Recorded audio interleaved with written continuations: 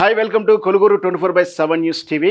రాజకీయ ఎదుగుదల కోసం కొంతమంది నినాదాలని సృష్టించుకుంటారు. కొంతమంది రాజకీయ ఎదుగుదల కోసం, ఆర్థికంగా బలపడడం కోసం ఐడెంటిటీ క్రైసిస్ ఉన్న వాళ్ళు కొత్త కొత్త నినాదాలతోటి ముందుకు వస్తుంటారు. ఆ నినాదాలతోటి ఎదగాలని కొందరిని తొక్కుకుంటూ ఎదుగుతూ పైకెళ్ళి రాజ్యం మీద జెండా ఎత్తాలనో, రాజ్యంలో కూర్చోవాలని పకటి కళలు కంటూ సమాజంలో అబద్ధాలు విషాలతో ప్రచారం చేస్తూ అదలం ఎక్కాలని ప్రయత్నం చేస్తుంటారు. గట్లాంటి నాయకుల్లో ప్రప్రథమంగా మన తెలంగాణ నుంచి, తెలుగు నుంచి ఉన్న నాయకుడు ఎవరంటే ఈ చింతపండు నవీన్ అలియాస్ మల్లన్న, తీర్మాన్ మల్లన్న.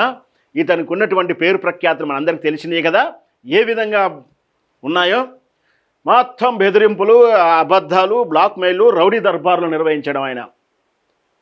ఆయన ఛానల్లో దర్బార్లు నిర్వహిస్తారు, ఆయన ఆఫీసులో దర్బార్లు నిర్వహిస్తారు, సెటిల్మెంట్ చేస్తారని ఆరోపణలు ఉన్నారు. సాక్షాత్తు మనం టీవీలో ఎన్నో టెలికాస్ట్ చేశాడు ఆయన కూడా. అలాగే ఈయన మీద కేసులు అయ్యాయి, ఈయన మీద బెదిరిస్తున్నాడని చెప్పి చాలామంది ఆరోపించారు. అబద్ధాల అన్నీగా బోగస్ కథనాలతోటి ఎన్నో రకాల కథనాలు చేశారు. ఇవన్నీ ఒకైతే ఇప్పుడు ఆయన రాజకీయ నినాదం ఏంటంటే రాజ్యాధికారం, బీసీలట. నిజంగా బీసీలు అన్యాయం జరగబోతున్నారు, వాస్తవమే. బహుజనులు ఇబ్బంది పడుతున్నారు రాజకీయంగా.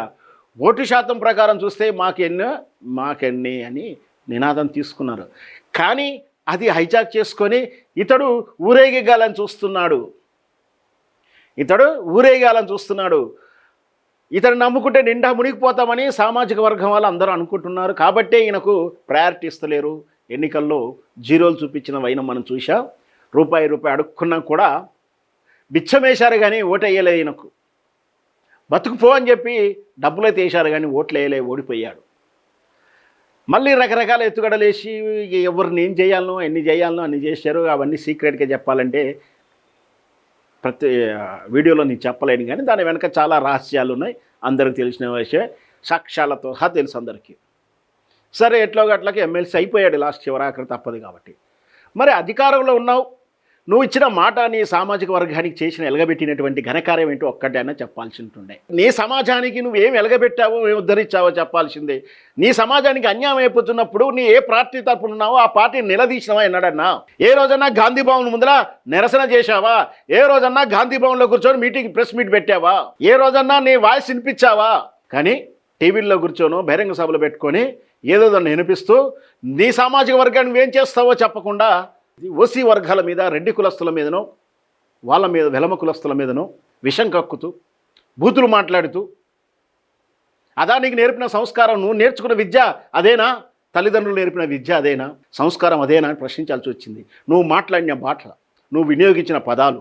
అడుక్కో నీ ఓట్లు నీ సమాజానికి ఓడొద్దన్నాడు. వాళ్ళకి జరుగుతున్న అన్యాయం ఎలుగెత్తి చాటు. నువ్వు కాదు, మేమే చాటుతాం. నాలాంటి వాడే చాటుతాడు. అవన్నీ ఒకటైతే ఇప్పుడు నువ్వు చెప్తున్నటువంటి ఈడబ్ల్యూఎస్ మీద కుంభకోణమనో ఇంకేదో చెప్తున్న విషం కక్కుతున్నటువంటి దానికి సమాధానాలు నీ దగ్గర ఉన్నాయా? దాంట్లో నిజాలు నిగ్గుదేల్చాలని నేను ఈరోజు ఈ టాపిక్ తీసుకున్నా. ఈడబ్ల్యూఎస్ మీద నువ్వు చేస్తున్నట్టు విష ప్రచారాన్ని పటాపంచలు చేయాలని చేస్తా ఉన్నాను. నిన్ను నమ్ముకుంటే నిండా మునిగిపోతామని చెప్పి నిన్ను దూరం పెడతా ఉంది.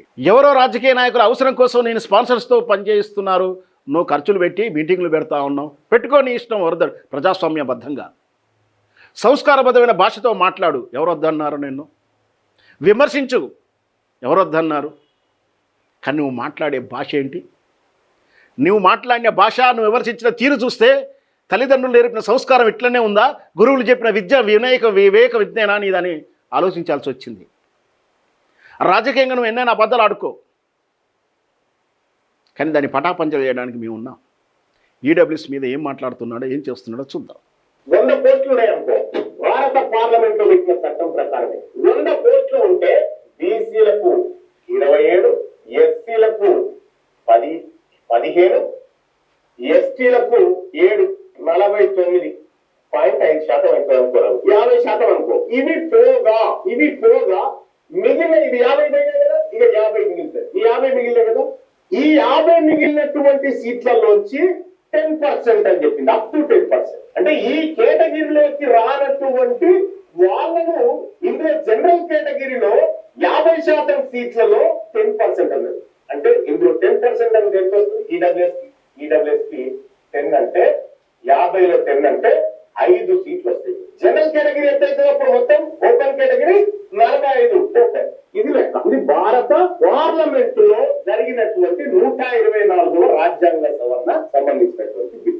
సరే, నిజాలు తెలుసుకుందాం. ఈసారికి హారిజంటల్ పాలసీ అంటే ఏందో తెలియదు పాపం. ఈ హారిజంటల్ పాలసీస్, వర్టికల్ పాలసీస్, రిజర్వేషన్లు అమలుచేటువంటి ఈ హారిజంటల్ అండ్ వర్టికల్ విధానం అంటే ఏందో తెలవనట్టుంది. మరి చదువుకున్నాడా చదువుకోలేదో తెలియదు, తెలిసినా కూడా తెలవనట్టు చేస్తున్నాడు అనేది ఇక్కడ చర్చించాల్సిన అవసరం. అసలు ఏం చెప్తుంది, ఏం జరిగింది అంటే ఇక్కడ అంటే ఏంటి, ఎస్సీ ఎస్టీ ఓబీసీ, బీసీ వాళ్ళది ఇవి మూడు కలుపుకొని 49%, 50 ఇది రిజర్వేషన్ కేటగిరీ, స్పెషల్ కేటగిరీస్. అంటే 100లో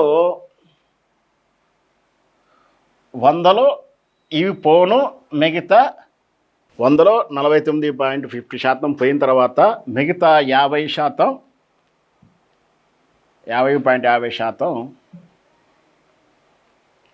వీళ్ళు మిగిలిన వాటికి ఓపెన్ కేటగిరీలో అన్ని వర్గాలు వస్తారు. ఓపెన్లో ఓసీ వస్తాడు, ఎస్సీ వస్తాడు, ఎస్టీ వస్తాడు, బీసీ వస్తారు. మళ్ళీ ఇంకా స్పెషల్ కేటగిరీ అంటే వాళ్ళు దివ్యాంగులు కోటా, ఫిజికల్లీ ఛాలెంజ్ వాళ్ళ కోటా, స్పోర్ట్స్ కోటా, ఇవన్నీ కూడా ఉంటాయి. ఈ స్పోర్ట్స్ ఇవన్నీ కూడా హారిజాంటల్ పద్ధతిలో అమలు చేస్తారు.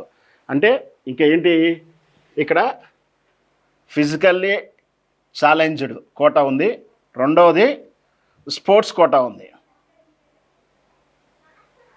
ఓకే, ఇవి కానీ అండ్ మెయిన్ ఆల్, మిగతా రిమైనింగ్ ఆల్ ఇందులో వస్తాయి. ఇవన్నీ కూడా దీంట్లో వస్తాయి. అయితే ఈడబ్ల్యూఎస్ అంటే ఎకనామికల్ వీక్గా ఉన్నటువంటి, అంటే ఓసీ కేటగిరీలో, అంటే ఈ బీసీ కానీ ఎస్సీ కానీ ఎస్టీ కేటగిరీలో చెందని అందరినీ కూడా ఓపెన్ కేటగిరీ, అదర్ క్యాస్టు లేదా ఫార్వర్డ్ క్లాసు, రకరకాల పేరుతో పిలుచుకుంటారు. సో సింపుల్గా చెప్పాలంటే OC class, OC other caste అంటే ఓపెన్ కేటగిరీలో ఉన్నటువంటి వాళ్ళు ఆర్థికంగా వెనుకబడి వాళ్ళు ఉన్నారు. ఆ కులాల పేరు మీద వాళ్ళని బలవంతులు అని చెప్పి ఉన్నత వర్గాలను చూడడానికి వీల్లేదు. అంటే సింపుల్గా అర్థమయ్యే భాషలో అంటే బ్రాహ్మణులు కానీ, వైశ్యాస్లో కానీ, రెడ్డిస్లో కానీ, కమ్మలో కానీ అందరూ ధనవంతులు కాదు, కొంతమంది ధనవంతులు, పేదవాళ్ళు కూడా ఉన్నారు. వాళ్ళు ఈ రిజర్వేషన్ మీద అన్యాయం కాకపోతున్నారు. కాబట్టి వాళ్ళు ఆర్థికంగానే వెనుకబడిన వాళ్ళకు కూడా రిజర్వేషన్ కల్పించాలని ఈడబ్ల్యూఎస్ అని ఒక కోటాను తీసుకొచ్చింది భారత ప్రభుత్వం. వాళ్ళకు 10% ఇవ్వాలి. వాళ్ళకి ఎంత ఇవ్వాలి, ఈడబ్ల్యూఎస్లో ఈ 10% ఇవ్వాలి. ఇదే పంచాయతీ. ఇప్పుడు కేసీఆర్ ఏం చేసిండు, 65 జీవో తీసుకొచ్చి 10% ఎట్లా చేయాలని అంటే, ఇక్కడ మల్లయ్య సూత్రం ప్రకారం ఏం చేస్తున్నాడు, ఈ 50 మీద బ్యాలెన్స్ చేసి పర్సంటేజీ 10% ఇస్తే వాళ్ళకు 5 ఉద్యోగాలు వస్తాయి, 5 ఇవ్వాలి.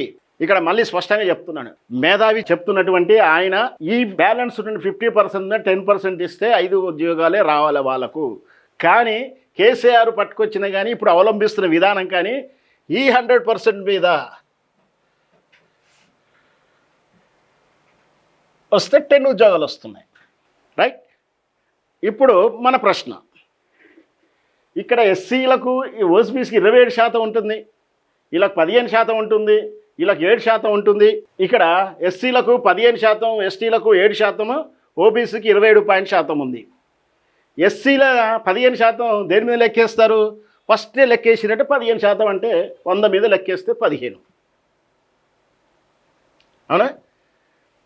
మరి ఈ 15 పోయిన తర్వాత మిగిలిన దాని మీద 7% లెక్కేస్తున్నారా? 7 ఉద్యోగాలు ఇక్కడ వీళ్ళ 7 ఉన్నాయి కదా, ఇక్కడ 15 వీళ్ళయి, ఇక్కడ 27 పాయింట్ వస్తుంది. ఈ 17 ఫస్ట్ 15 100లోంచి తీసేసిన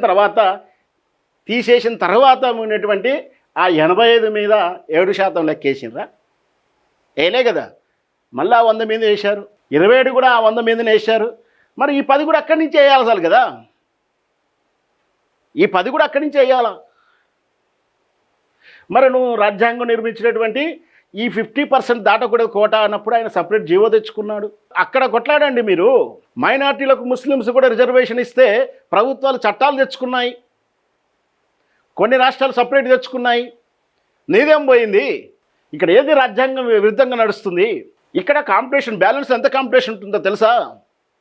ఇక్కడ చేరిన వాళ్ళందరూ వస్తారు, వీళ్ళందరూ వస్తారు, ఓపెన్లో అందరు వస్తారు, ఈ పీసీలు వస్తారు, అంటే ఫిజికలీ ఛాలెంజ్ వాళ్ళు వస్తారు, స్పోర్ట్స్ వాళ్ళు వస్తారు, వీళ్ళందరూ కూడా వస్తారు. వీళ్ళని మళ్ళీ ఇళ్ళనే అడ్జస్ట్ చేయాలి. ఇది హారిజాంటల్ రూల్ అంటారు. హారిజాంటల్ రూల్ అంటే వీళ్ళని ఈ రెండు కేటగిరీలు పీసీ అండ్ స్పోర్ట్స్ రావాలంటే ఇగో ముందే నిర్ణయించుకుంటారు. ఈ ఉన్న 10 పోస్టుల్లో 2 స్పోర్ట్స్కి ఇవ్వాలి, 3 పీసీకి ఇవ్వాలని ముందు నిర్ణయించుకున్న తర్వాత ఆ పీసీలో ఉన్నటువంటి క్యాండిడేట్స్ని ఈ స్పోర్ట్స్లో క్యాండిడేట్స్ని ఫిల్టర్ చేసి ఈ స్పోర్ట్స్లో ఇద్దరు ఎన్నుకుంటారు. టాప్ 1 వచ్చిన వాళ్ళని, టాప్ ర్యాంక్ వచ్చిన వాళ్ళని వీళ్ళిద్దరిని ఎన్నుకుంటారు. పీసీలో కూడా టాప్ ప్రయారిటీ ఉన్న వాళ్ళని ఇద్దరిని ఎన్నుకుంటారు. ఆ ఇద్దరు ఏ సామాజిక వర్గానికి చెందితే ఆ సామాజిక వర్గంలో 15లో ఉంటే 15లో 7 ఉంటే 7లో అడ్జస్ట్ చేసి రిమైనింగ్ మళ్ళీ ఆ క్యాస్ట్కి ఇస్తారు, రిమైనింగ్ ఆ సెక్టర్ వాళ్ళకే ఇస్తారు. అది హారిజాంటల్ పద్ధతి. హారిజాంటల్కు వర్టికల్కి తేడా అది. ఇక్కడ 100%కు 10% సముచితమే కదా. ఎక్కడ సముచితం? ఈ 15 100 మీద చేస్తున్నప్పుడు, ఈ ఎస్టీ 7% 100 మీద చేస్తున్నప్పుడు, ఈ 27% 100 మీద చేస్తున్నప్పుడు ఈ 10% మాత్రం దీని మీద చేయాలని ఎట్లా అడుగుతావు?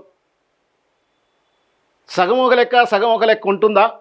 ఈ కడుపు కుట్ర తప్పించి, కడుపులో అక్కసు తప్పించి నువ్వు ఎదుగు, ఎవడొద్దన్నాడు? నీకు కావాల్సిందే నువ్వు అడుగుకో, ఎవడొద్దన్నాడు? ఇచ్చిన వాటిని 70-80 సంవత్సరాల నుంచి పోరాటపడి నిర్లక్ష్యం చేయబడి అణగబడి తొక్కబడుతున్నటువంటి ఈ ఈడబ్ల్యూఎస్ వర్గానికి 10% ఇస్తే అక్కసు కక్కుతారా? ఇది ఎట్లా కరెక్ట్ అవుతుంది? ఇక్కడ 50% దాటిందిగా రాజ్యాంగం నియమం అంటారు. దాని మీద పోరాడు. నీకు ఎట్లా వేరే రాష్ట్రాల్లో మైనార్టీలకు కూడా లిమిట్ దాటి ఎట్లా ఇచ్చారు? అక్కడ మాట్లాడు. అక్కడ పోయి మాట్లాడే విధానం దమ్ము లేదు. నీకేం కావాలో అడుక్కునేటువంటి నాలెడ్జ్ లేదు నీ దగ్గర. కానీ వానికి మాత్రం ఇవ్వద్దు. ఇది రాజకీయ నాయకుడు లక్షణం కాదు. ఇది కవ్వింపుల చర్య.